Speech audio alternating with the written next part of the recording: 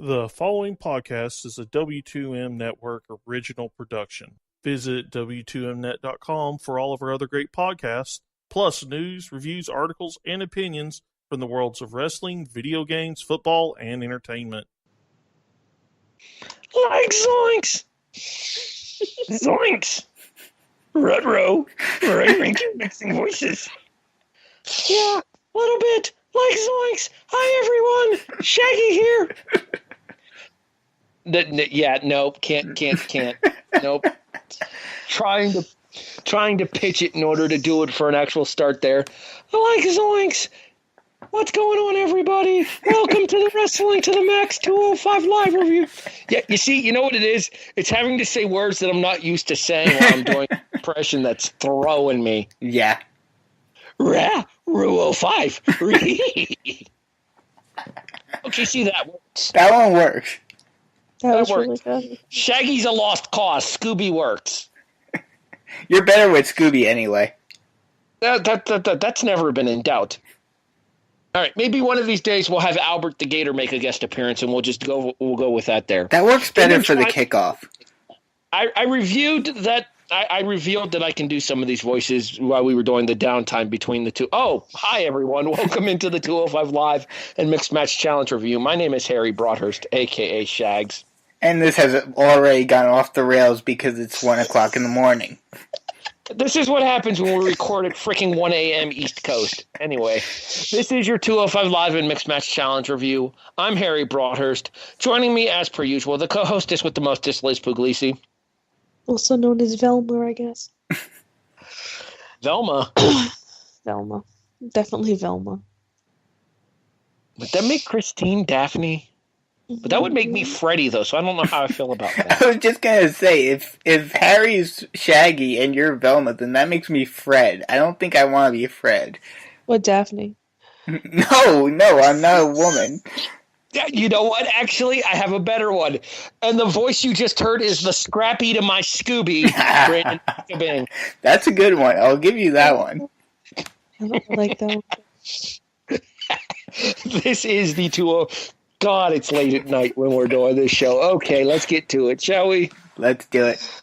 Let's go. All right, no more cartoon character voices for me this episode. Maybe none future episodes, but not in this one. All right, let's go ahead and talk about this here.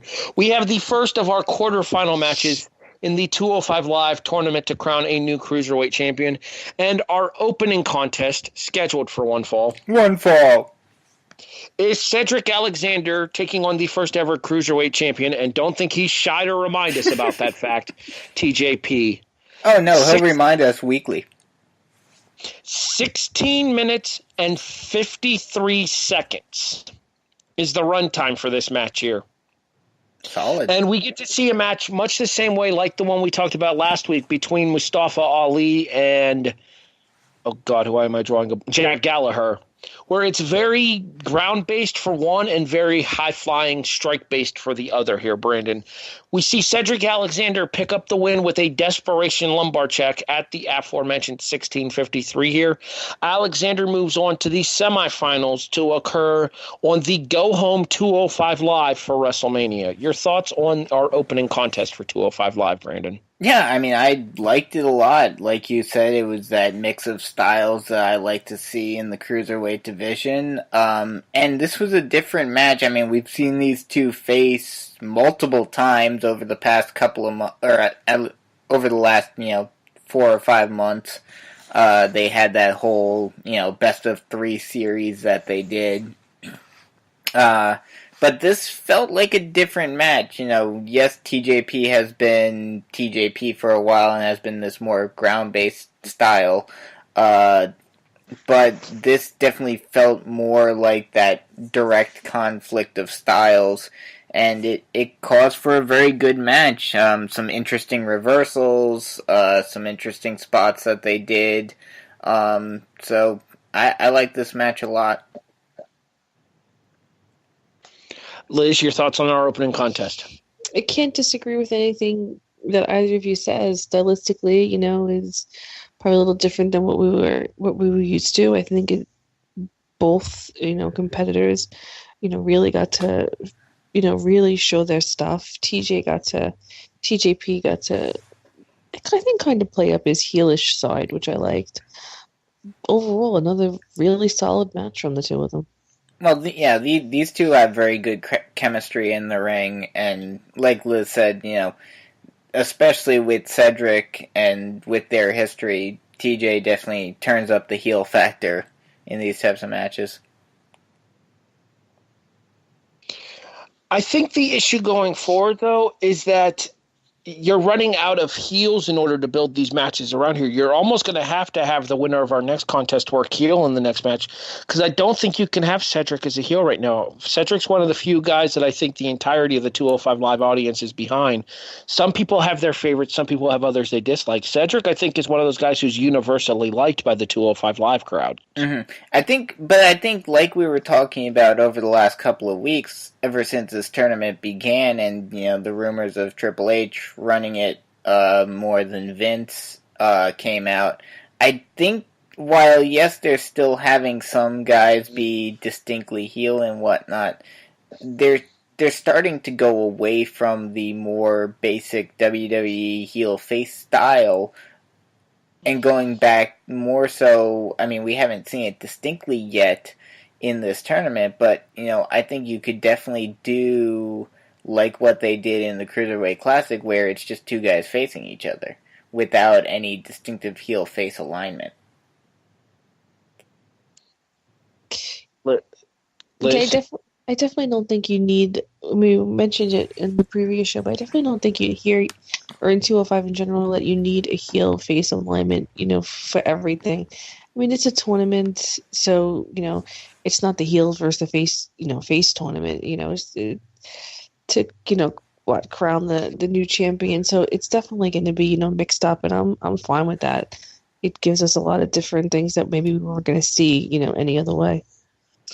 There's definitely a much more interesting dynamic towards the way that they're going to go about this, especially with the way that these two men going into this semifinal match have been portrayed during the course of this tournament here. We'll talk about the second match here just a few moments here. Before that, I want to talk about the kind of character piece that aired in between the two matches on the new 205 Live general manager Drake Maverick, as we've talked about before on the show, the former Rockstar Spud here. Brandon, buy or sell that Drake Maverick, a.k.a. Spud, is an in-ring competitor by the end of the year? By the end of the year, I'm going to buy that. I think he will find a way. Someone will push his buttons to the point where he's going to have to step in and kind of teach them a lesson, kind of like what Shane does from time to time. So yeah, I could definitely see him going out and getting back into the ring at some point. I don't dislike the idea of Maverick in the ring as a competitor on 205 Live, but at the same time, I kind of like the idea of having one of their own being in charge of the division. But that's all, folks. Liz, your thoughts on the situation as well? I think all GMs ultimately get physically involved somehow. I mean, commissioners, you have Shane in his matches. Historically, Foley, Regal, whoever, everybody's gotten physical at some point or the other. So I can't say, oh no, they'll never go that way. But if he does ultimately become a competitor, if it's going to be for any length of time, then I think they would need to, find a new GM. But it'd be a conflict of interest depending on how they pursue it. If it's something like Shane does, like Brandon was saying, where, all right, you're what, I'm going to teach you a lesson, then I'm fine with it. I'm not really familiar with Rockstar Spud, so for me, it would be something new. I think the only person or the only GM, and I know this is a completely different animal, but I think the only GM that we haven't seen ever take a physical approach towards an issue has been Regal. Regal stepped in the ring on NXT on multiple occasions. Okay, that must have been after I started watching NXT, so... It would have been more so like in FCW as well, but definitely towards the beginning of NXT, okay. He gets into it with both Cassius Ohno and Cesaro. Okay. You down in NXT as well? Oh, okay. See, Cesaro. I didn't start watching NXT full time until beginning of 2016. So Fangirling to a minimum, please, Liz. Sorry. But I mean, with what you were saying, Harry, with them having a fellow cruiserweight as the GM, that was exactly what I was hoping they were gonna do. So I was happily surprised when he became the GM because it allows him to relate to the division and not seem like he's bigger than the division, while also, if need be, he can step into the ring. He's certainly not bigger than the division, that's for damn sure. Yes. It's a Spuddy short joke. Anyway. Yes, I know. All right, let's move on to our main event for the evening, scheduled for one fall. One fall! I said it. I had my mic muted.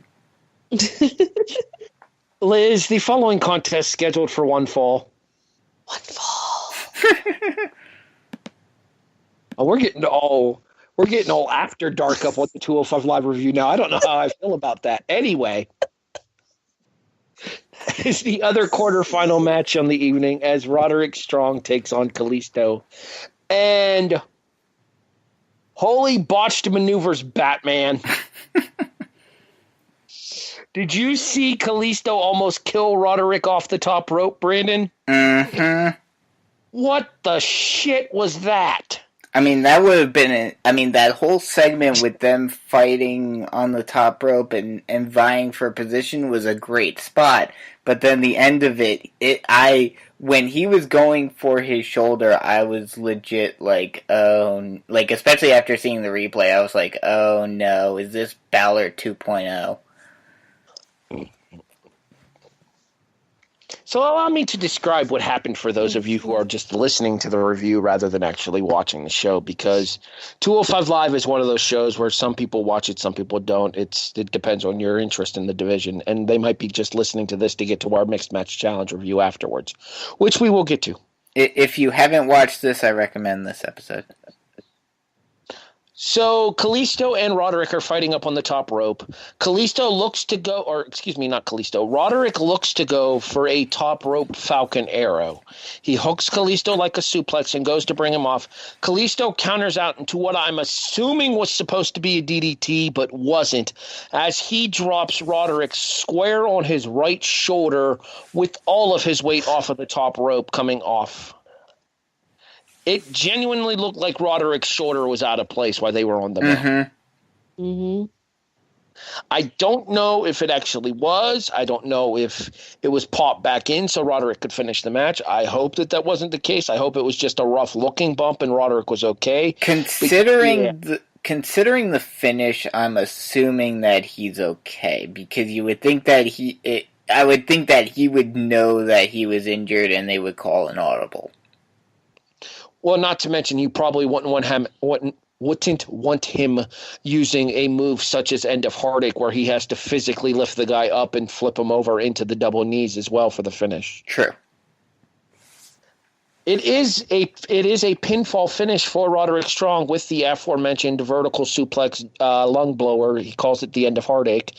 And it will be Roderick Strong and Cedric Alexander in our first semifinal match in 2 weeks. Do I remember correctly that you said last week that you did not expect any of the surprise entrants to move ahead in this tournament beyond where they got? I don't know what you're talking about, Brandon. That did not happen. I believe you do. I believe I agree with Brandon. I have no idea what you're talking about. This conversation did not happen. I have another witness. I completely and totally picked Roderick. I don't know what you're talking about. Mm-hmm. Uh-huh. Whatever you say. I'm just going to say, I told you so. I will say that I did think Roderick was going to lose here because I felt like it would have made more sense for me for Cedric Alexander's road to the Cruiserweight title to go through as many former champions as possible, and Kalisto being a former Cruiserweight champion made sense to me. So Roderick winning this match really surprises me, and this tells me that this might be a full-time call-up from NXT for Roderick. I have a feeling that is the truth. I think so. I mean, he's really been looking, really good, strong, for lack of a better word there. The only question for me is when will they make it official or do something in regards to it with NXT? Liz? What? You're better than that. I know. Thank you for backing me up, Liz. You're welcome, Brandon. Both of you can bite me. No, thank you. Hey! Don't say something so definitively if you know it's going to turn out to be false, because this is the second time in 2 months that I've been right. I hope your Yankees choke away the East to the Red Sox this year. Anyway, back to the match at hand here. The finish with Roderick counting. The finish with 1:30 in the morning, everybody. The finish with Roderick countering Salida del Sol into the leaping knee strike, followed by the backbreaker and into the end of Heartache there. I think I would like Roderick doing a little bit more back work, and if he's going to use the end of Heartache as his finishing move. I think that Roderick has better moves in his arsenal, but at the same time, I think one of his better moves in his arsenal is taken out by the fact that Tyler Bate uses it as a finish as well. Because for the longest time on the independent scene, Roderick used the Tiger Driver as his finish. Mm-hmm. As an unbiased spectator here, Liz, as somebody who didn't really get to see a lot of Roderick before he got signed with the company, and as somebody who doesn't watch NXT on a regular basis, what are your thoughts on that end of Heartache finish, the vertical suplex into the double knees? I like it. I think it's a little different than what we, often see. I think he, executes it, really well. I don't have any complaints about it. I like the way it looks. Brandon, do you like end of Heartache as a finish, or do you think you would rather have him use something else? I mean, I like it. It's definitely different, so that's one thing I like about it. I don't fully remember the one he used in Ring of Honor. It was either the Tiger Driver or the Sick Kick. Oh, okay. I mean, I'd be okay with him using the Sick Kick too. But I mean, End of Heartache, it works for him. And he can execute it, and it's something different, so I'm okay with him using it. If I recall correctly, he did use that move in Ring of Honor as well, but it was a signature move in Ring of Honor. I believe it was called Death by Roderick. Mm. Mm-hmm. But I'm not certain of that, so don't quote me there. All right, and that'll officially wrap up tonight's episode of 205 Live. Just 2 matches on the show, as it has been since the relaunch went into effect here. I think that this is going to be last week. I think this is going to, well, yeah, because they had the tag team match in there as well. Look, we talked about there. I think this is going to be a habit where you get no more than 3 matches on an episode of 205 Live anymore going forward, because they realize that the fans that are watching 205 want these longer matches. They want to give these matches a chance to build here. Overall, I don't think there's any question Cedric and TJP was better than Roderick and Kalisto, but that's because Roderick and Kalisto suffered from some really rough communication spots, specifically off of the top turnbuckle there. That said, Brandon, scale of 1 to 10, where do you fall? I'm gonna give this a 7.5. The TJP Cedric match was a great match, and with the exception of the few botches that they had, the Roderick and Kalisto match built up a lot of suspense. The whole top rope spot, while the ending was botched poorly. The back and forth countering with them, and the anticipation building with that was a very good spot. And the surprise of seeing Roderick winning when a lot of people were thinking that Kalisto was going to move on was a very good. It was a nice surprise finish for this match. So I like this episode a lot. By a lot of people, he means me, you, Harry. You screwed up, dumbass. Yeah, I need the red Foreman button, dumbass. Liz? I pretty much agree with Brandon. I was thinking, about a 7, maybe a little more. So I'll just say a 7. It was a really good match. I enjoy the really good show. I enjoy the longer matches. TJP and Cedric were definitely the better of the two. I think the other two could have possibly, stolen the show if not for their bunch of botches there, as Brandon was saying. But it was good. I mean, we consistently pretty much get the best wrestling, on 205, and tonight was no exception to that. I'm going to fall somewhere around a 7 as well myself here. I think that both of the men in the main event are capable of more. I think they just had one of those nights where everything didn't click. I'm sure they're familiar with each other, but not familiar with each other as well, because while they may have worked each other in smaller venues before, they were never in the same promotion on the independents at the same time for them to have any kind of extended familiarity with each other. Okay. Whereas Cedric Alexander and TJP did have that familiarity with each other through their time in Evolve and in Ring of Honor. And even more recently in WWE. Yeah, so they definitely had more time to gel with each other as opponents than Roderick and Kalisto did. So I don't think there's any question that Cedric and TJP is the match to watch if you only have time to watch one of these matches here. It's not the best match on WWE TV this week, because I do think that Cena and Styles from SmackDown is a little bit better. But it's still a very good match and well worth seeing as well. So I'm going to fall somewhere around a 7 for this show myself. One-word review here. I'm going to go with progress. This is the 205 Live that everybody wanted when they announced that it was going to become a weekly show after the Cruiserweight Classic. This is the 205 Live that people were expecting. I don't know if this 205 Live can draw as an individual touring brand, but I think this is something that they can market to people on the network, and it will be a reason for people to watch the network. Mm-hmm. Brandon? Yeah, I'll say impressive. Both matches, while yes, you had the botch. Both matches were very impressive, very good technical matches, and like you said, this is good progress moving forward and drawing fans in. And I mean, while the reactions aren't what you'd like to hear, you are getting a lot more reactions from the fans in the arena now with these matches than you were over the last couple of months. Yeah, I don't know about you, but I definitely heard a very loud 205 chant once Roderick dumped Kalisto on the announce table with the drop suplex. Mm-hmm. Liz? I'm going to go with energetic, just because it had a lot of good stuff. Both matches were really good. All four men, even we've been talking about the botches, even with the botches, they all, I think, brought it. But there just seemed to be a better energy about it than some previous shows. Who would have thunk that Enzo getting fired is the best thing that could have happened to this show? A lot of people. Yeah, but there were a lot of people who thought that Enzo was going to be the saving grace for this show because it would give it a much-needed injection of personality. Turns out it didn't need personality. It just needed people to quit interfering in their business and let them do them.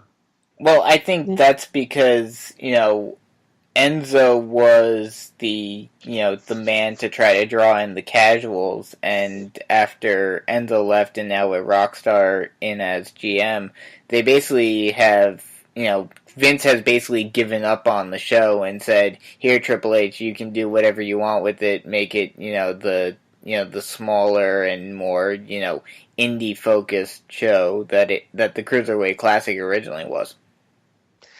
Yeah, the Cruiserweight Classic shows kind of come off as like a bigger budget version of like an Evolve show to me. Mm-hmm. And now these Cruiserweight title tournament matches here on 205 Live are coming off in a similar fashion. Mm-hmm. All right, with that being said, we move on to the Mixed Match Challenge as our only contest scheduled for one fall. One fall. Is the Boss Club of Sasha Banks and Finn Balor taking on Team Asuka of The Miz and Asuka. It's still fun to do that.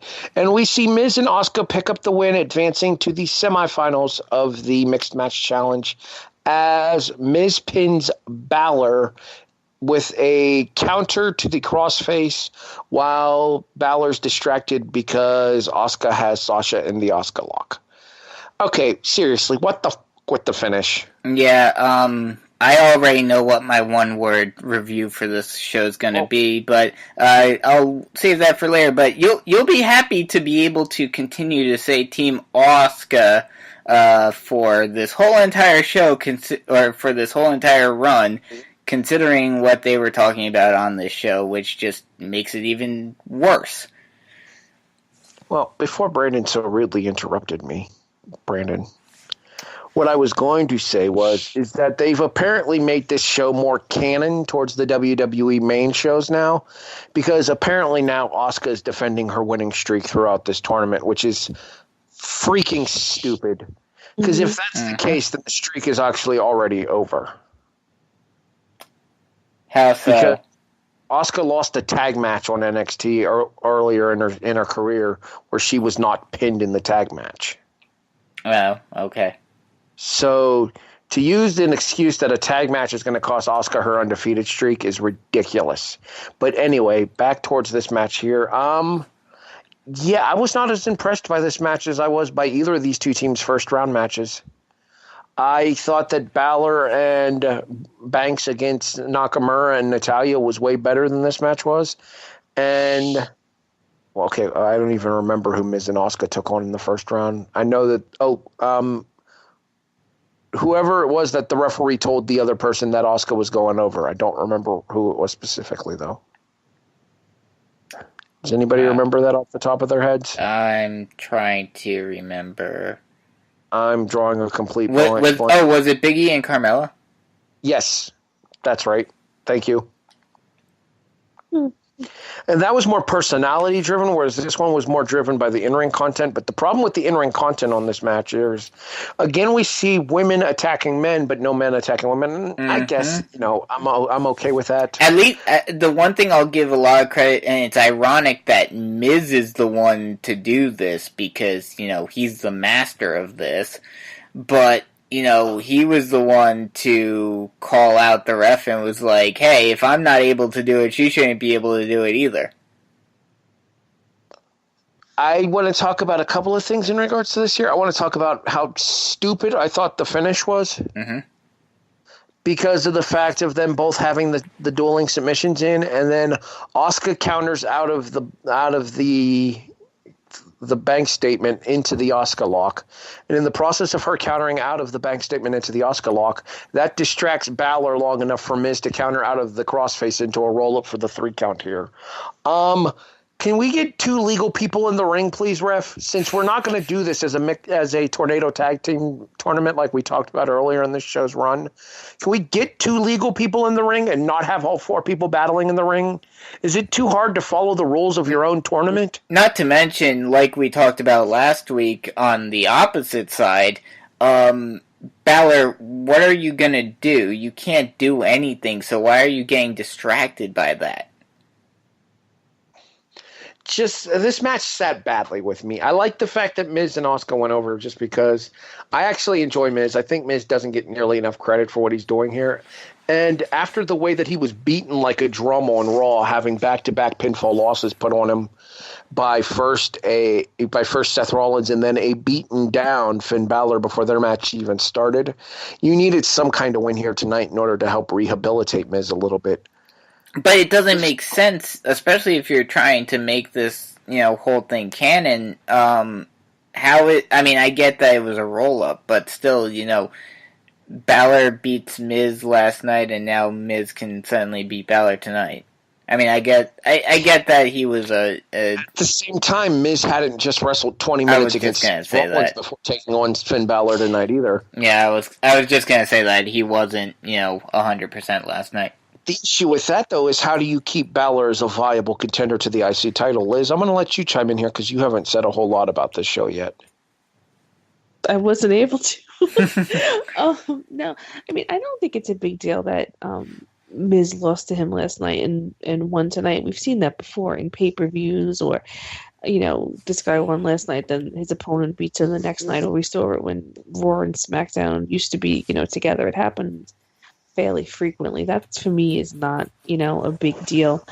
I have I don't know. I have very little, shocking, I know, interest in this whole mixed match, challenge thing. The whole thing just seemed odd to me from, the get-go. I Join get the it's supposed club. to be like this. I know. I get it's supposed to be like this fun little thing, but it never came off that way with me. I think a lot of the pairings are, weird and off-putting. For me, I'm glad that Miz and Asuka went over, and it's funny because I said this in the W2M chat that when Brandon mentioned what they were talking about, because I couldn't hear it. My feed was very bad, and I actually had thought to myself, I was like, oh, I wonder if she loses, if they'll, try to say, oh, her streak is over.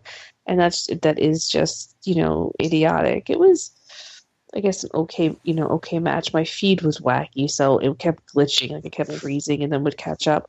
But we've seen before where they've done all four people, be it all men or all women in the ring, having different finishes on each other, and it's corny. I mean, it is what it is. But it didn't really do anything for me. Kind of difficult to rate this on a scale of 1 to 10 just because of the fact that there's only the one match and it's how everything is done there. I give it a 3. I give it a 1. I give it a not available because I don't feel like giving it a rating on a scale of 1 to 10. Whatever.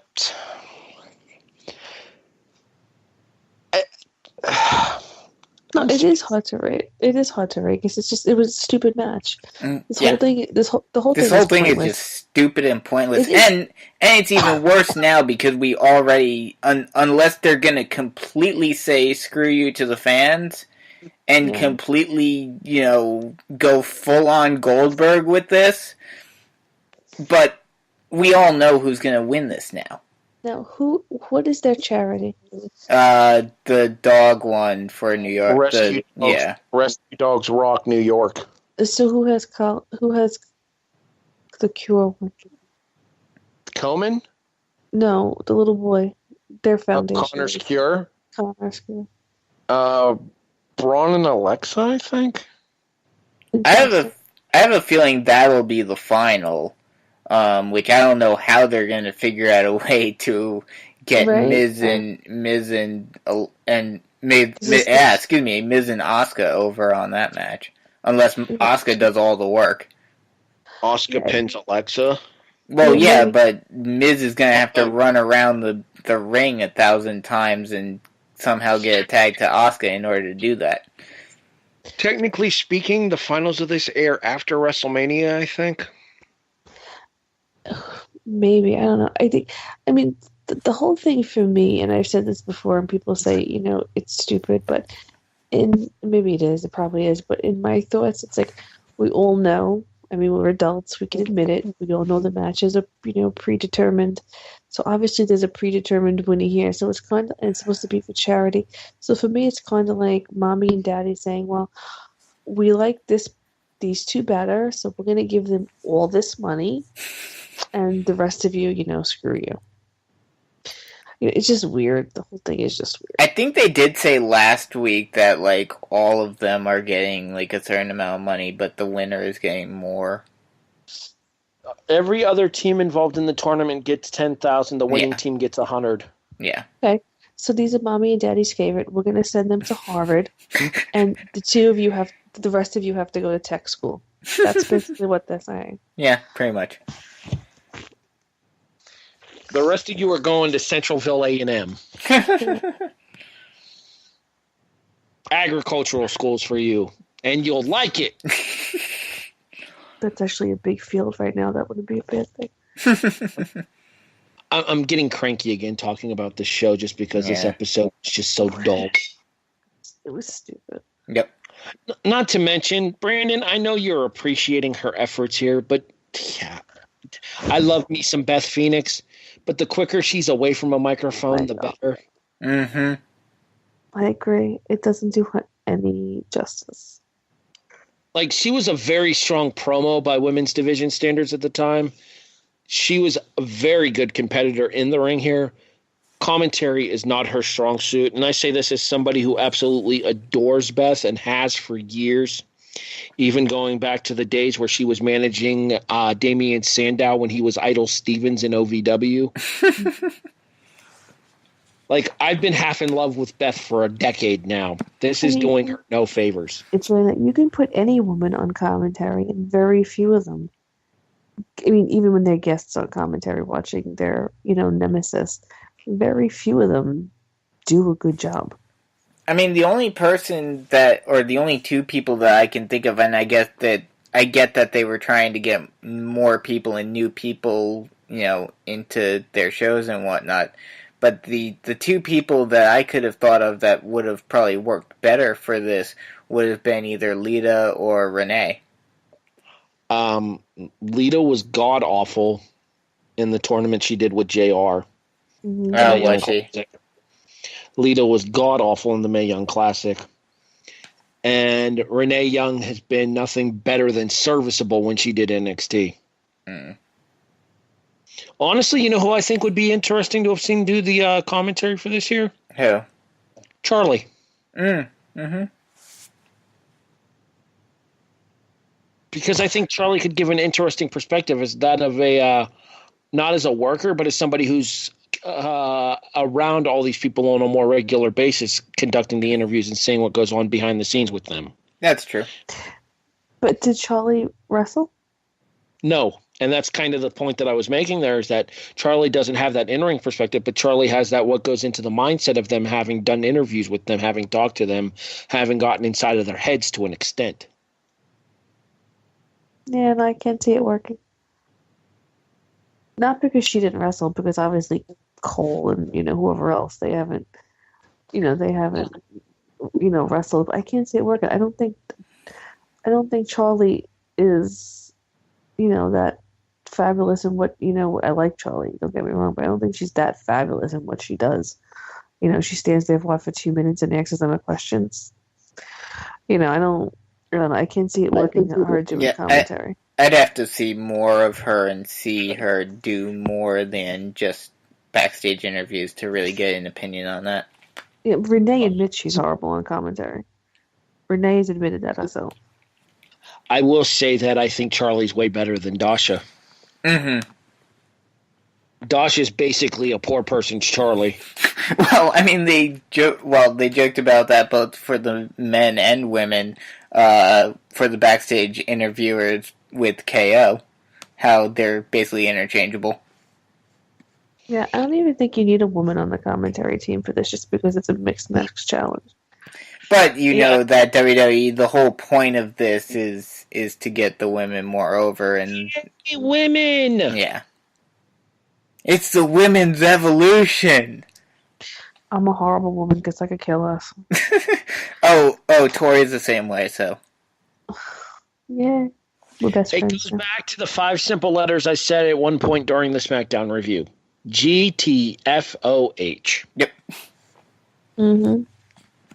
And on that rather down note, Liz, we still got to get you something other than a potential Doctor Who podcast to plug.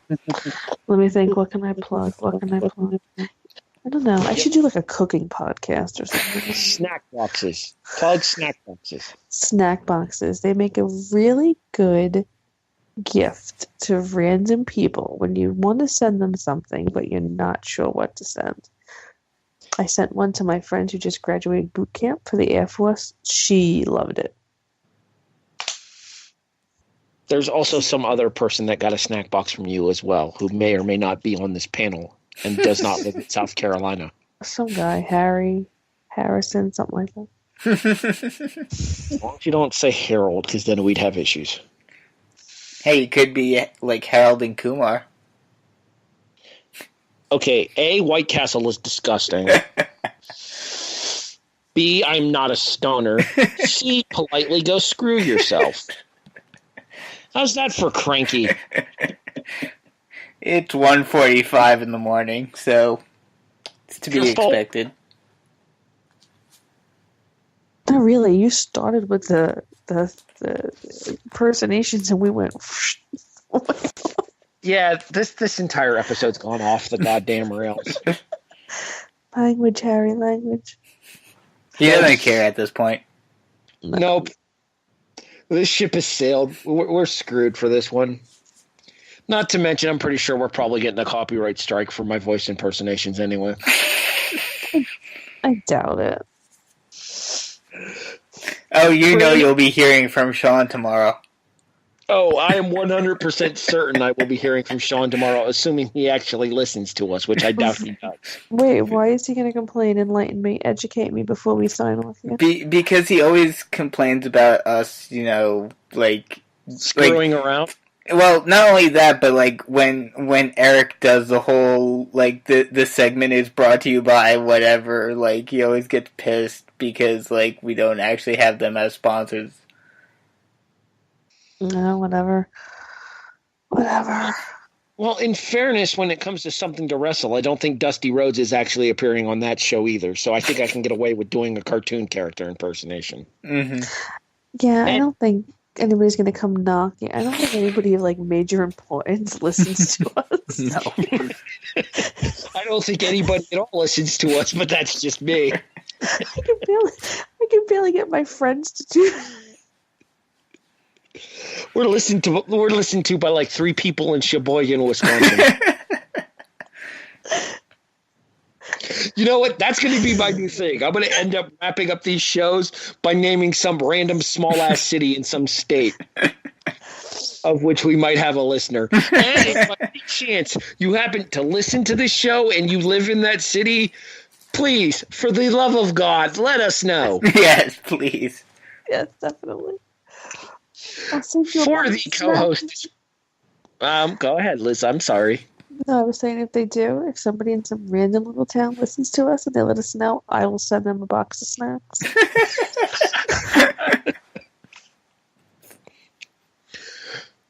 For the co-hostess who bribes the mostest, Liz Lucy.